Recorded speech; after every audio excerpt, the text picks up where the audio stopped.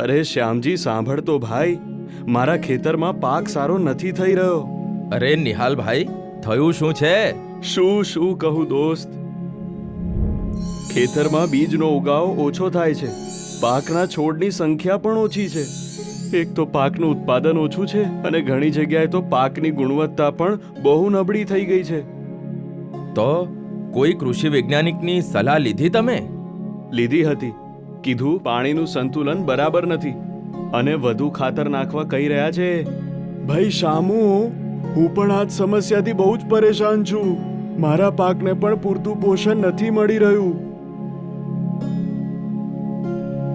આ લો ભાઈ, તમારા ખેતરની હરિયાળી માટે ખૂબ સારું છે.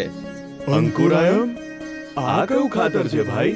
શું આનાથી ખેતરોમાં જાદુ થશે? જાદુ નહીં ભાઈ, વિજ્ઞાન છે.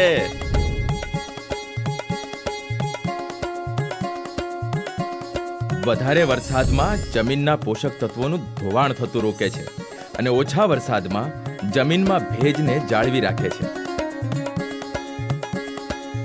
તેના કારણે બીજ તંદુરસ્ત રહે છે અને ઉગાવો સારો થાય છે. અને ઉપરથી આ જૈવિક છે. અને એટલું જ નહીં, અંકુરાયમથી ખાતરનો પ્રભાવ લાંબા સમય સુધી રહે છે. પાકની શરૂઆતની તંદુરસ્તી અને ઉગાવો વધારે સારો થાય છે. ખાતરનો ઉપયોગ વધુ અસરકારક થાય છે. જમીનનું બંધારણ પણ સુધરે છે. પાકને જરૂરી પોષક તત્વો અને ભેજ યોગ્ય પ્રમાણમાં મળી રહે છે, જેથી કરીને મૂળની વૃદ્ધિ સારી થાય છે અને ક્લોરોફિલની માત્રા પણ જળવાઈ રહે છે. પાકમાં નવી ડાળીઓ સતત નીકળતી રહે છે. જમીનમાં રહેલા ઉપયોગી બેક્ટેરિયા અને સૂક્ષ્મજીવો માટે પણ આ ખૂબ જ લાભદાયક છે. એટલા માટે અંકુરાયમ પાક, જમીન અને જમીનમાં રહેલા સૂક્ષ્મજીવો બધા માટે ફાયદાકારક છે. પણ આનો ઉપયોગ કેવી રીતે કરવાનો?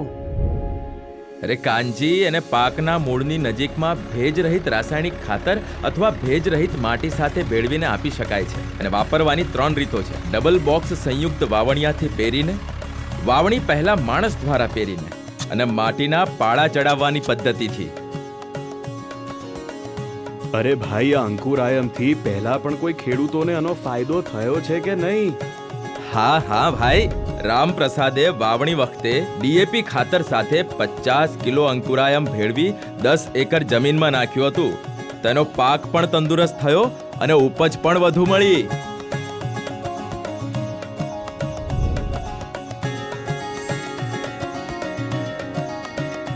આ અંકુરાયમ દરેક પાકમાં અને દરેક સિઝનમાં ફાયદો કરે છે.